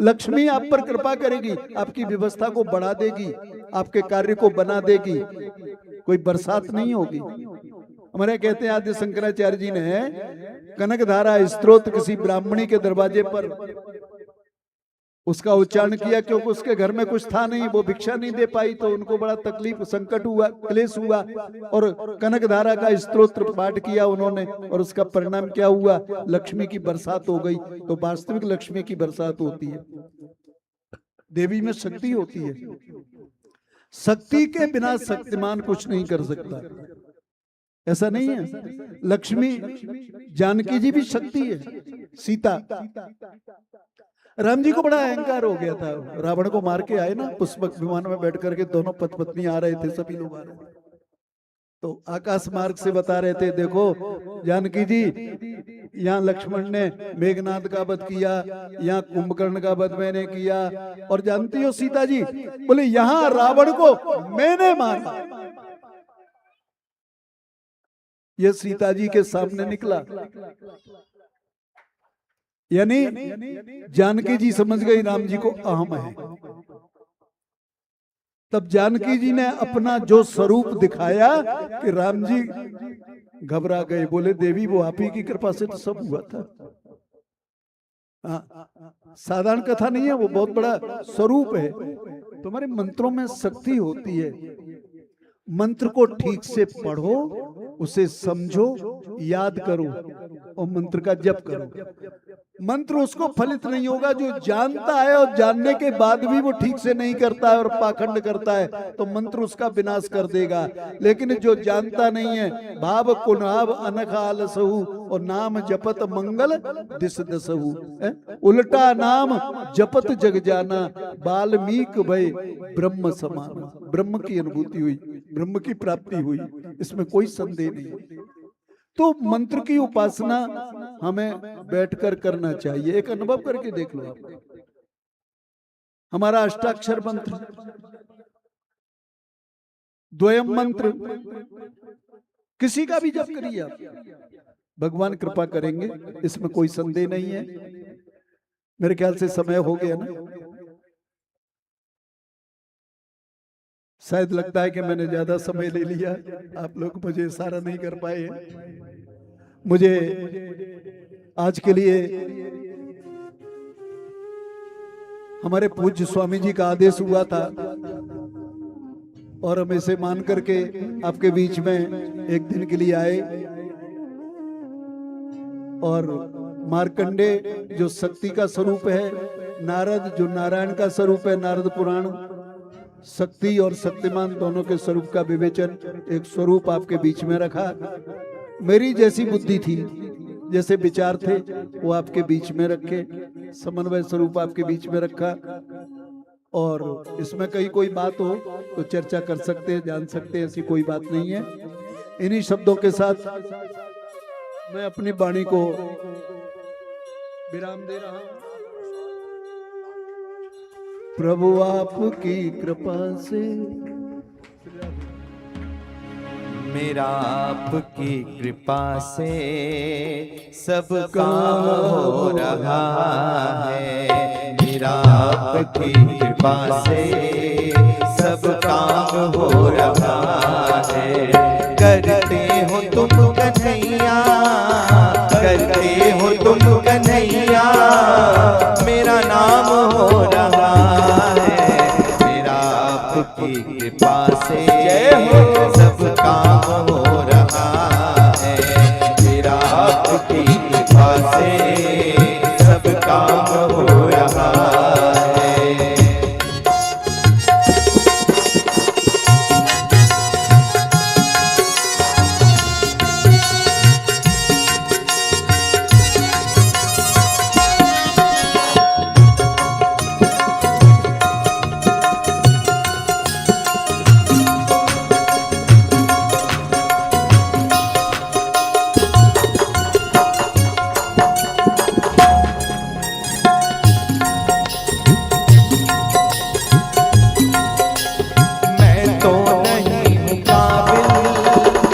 पार कैसे पाऊं, मैं तो नहीं मुकाबिल, तेरा पार कैसे पाऊं। टूटी हुई वाणी से गुणगान कैसे गाऊं, टूटी हुई वाणी से गुणगान कैसे गाऊं।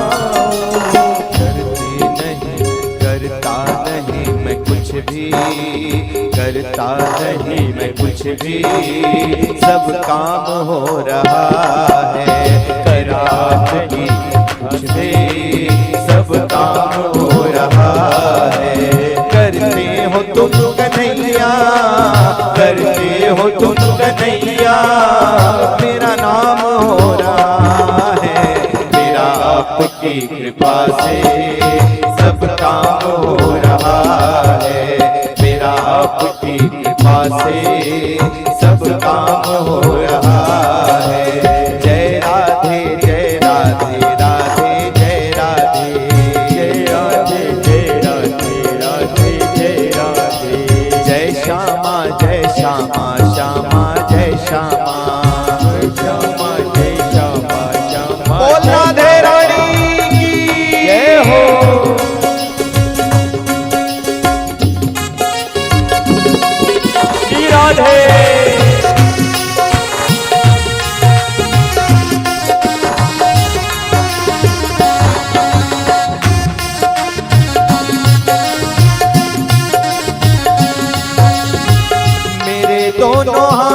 हाथों में ऐसी लकीर हो, कान्हा से मिलन होगा मेरी तकदीर हो। लिख दे ऐसा लेख राधे, लिख दे ऐसा लेख, लिख दे ऐसा लेख राधा, लिख दे ऐसा लेख।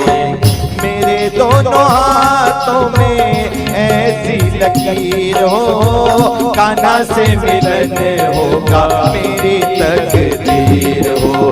लिख दे ऐसा लेख राधे, लिख दे ऐसा लेख, लिख दे ऐसा लेख राधे, लिख दे ऐसा लेख। मेरा आपकी कृपा से सब काम हो रहा है, मेरा आपकी कृपा से सब काम हो रहा है।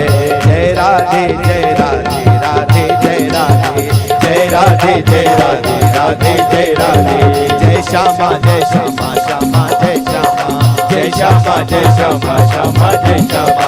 जय राधे श्री राधे, राधे श्री राधे, जय राधे श्री राधे, जय राधे श्री राधे, जय राधे श्री राधे, जय राधे श्री राधे, जय राधे श्री राधे, जय राधे श्री राधे, जय राधे जय राधे, राधे जय राधे, जय राधे जय राधे, राधे जय राधे, जय राधे, राधे जय राधे, जय राधे जय राधे, राधे जय राधे, जय राधे जय राधे, राधे जय राधे, जय राधे।